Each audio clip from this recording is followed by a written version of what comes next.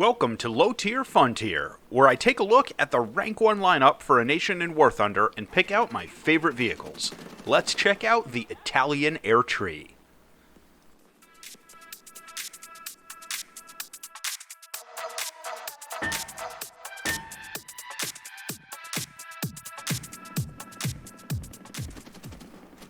I'm going to pick out my favorite fighter, bomber, striker, and premium aircraft in Rank 1 of the Italian Air Tree, and take them into the chaos of air arcade battles, since that's what everybody does at Rank 1. My first pick is the G50 Series 7. The G50 was one of Italy's primary fighter aircraft in World War II, and saw extensive operations everywhere the Italians were in combat. It was originally designed in the mid-1930s and was quite modern for the time, eventually being developed into several versions. The plane showcased good maneuverability, but suffered for a lack of engine power and was seriously underarmed with only a pair of light machine guns, basically unchanged from earlier biplanes.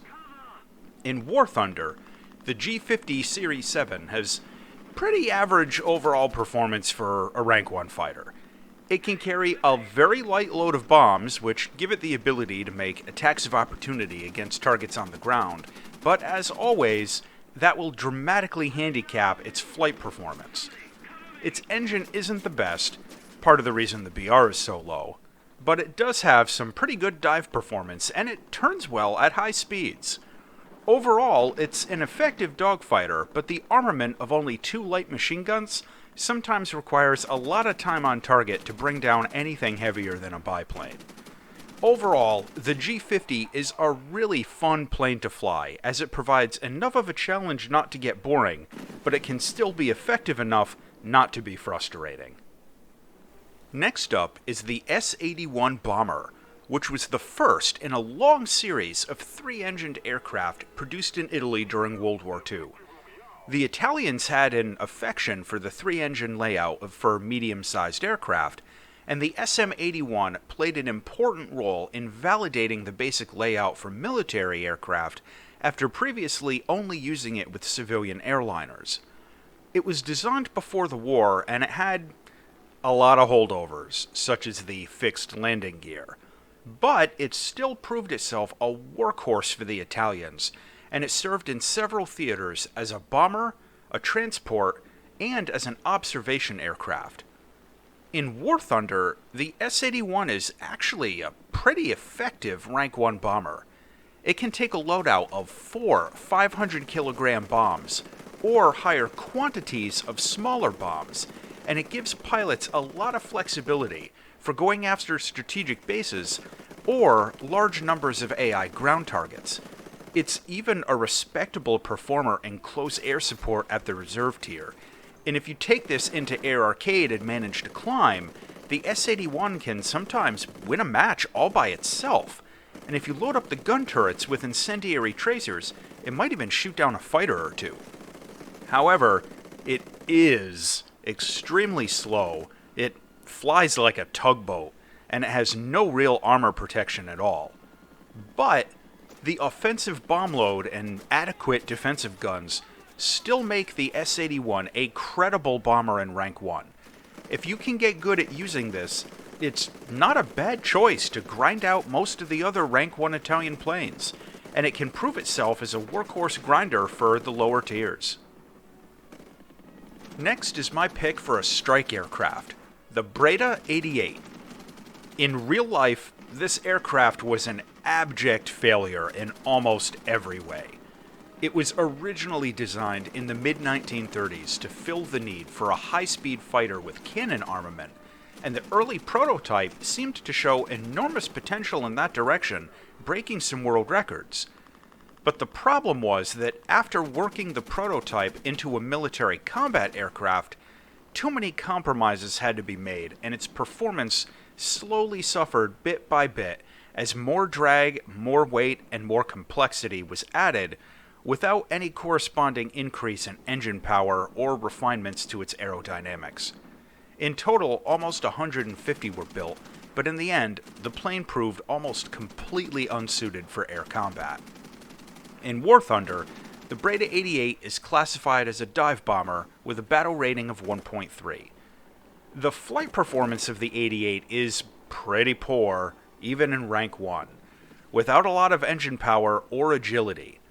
Almost any fighter will outturn it, and it isn't effectively armored, and it has below average climb performance. However, the plane has a forward armament of 3 12.7mm machine guns with good ammo belts, and it's actually surprisingly easy to shoot down targets if you can get yourself pointed at them. It can carry a loadout of 3 bombs in streamlined recesses under the fuselage, and very atypically, this plane suffers almost no noticeable drop in performance if you load it up with bombs. Of course, its performance wasn't great to begin with, but it's nice to know that taking the bomb load won't handicap it any further. I really enjoy this plane despite its flaws, as I always like to be challenged, and I really like the thrill of pulling off a good mission with a crappy vehicle. My main advice in flying this is to try not to slow down and don't get sucked into turn fighting. Lastly, my pick for a premium, Marcolin's CR-42CN.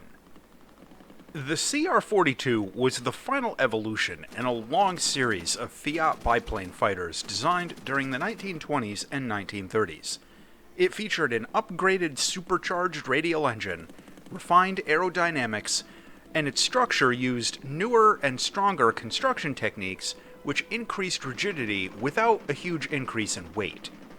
Despite being outclassed on paper by monoplane designs, the CR-42 proved itself a competent dogfighter in the early stages of World War II, and it actually ended up being produced in a number of different variants, including the CN Night Fighter, which is what we're looking at here. Some historians consider the CR-42 to be the best biplane fighter ever produced, and in fact, the British had significant problems encountering it, even with the considerably more modern Hawker Hurricane. And in the end, the standard Allied tactic to deal with the CR-42 was just to try and avoid the thing altogether. In terms of overall kill totals, the CR-42 was the most successful biplane fighter built after World War I, with an overall kill ratio of higher than 10-1. In War Thunder, the plane is an absolute murder machine. It only has a pair of 12.7mm machine guns, but they're very accurate, and you can take really effective ammo belts with them. The CR-42 has good engine power, great dogfight agility, and it's faster than people think a biplane will be, so if somebody tries to run away from you in a low energy state, they might not get away in time. The only real downsides are that you need a lot of time on target to light up bombers or armored fighters, and the plane doesn't retain energy especially well, and it has no real armor protection. If you can learn to mitigate those shortcomings and get good at defensive flying, the CR-42 can deliver some absolutely insane punishment. In fact, the footage you're watching now is clipped from a longer match where I got 17 kills without dying once. Well, that about wraps it up for Low Tier Fun Tier with the Italian Air Tree. I hope you enjoyed this look at my favorite low-B Italian planes. As always, thanks for watching.